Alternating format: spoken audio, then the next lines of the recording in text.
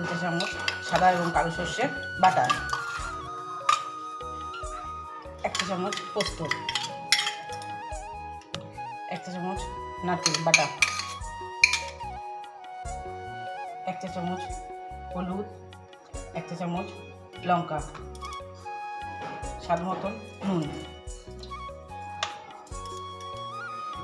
এবং স্বাদ মতন চিনি আর কিছুটা সর্ষের তেল দিয়ে ভালো করে মাখিয়ে 5 মিনিট রেখে দেবেন।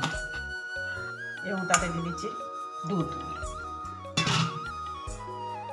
এখানে মাখানো রেডি। এবার গ্যাসে একটা কড়াই বসিয়ে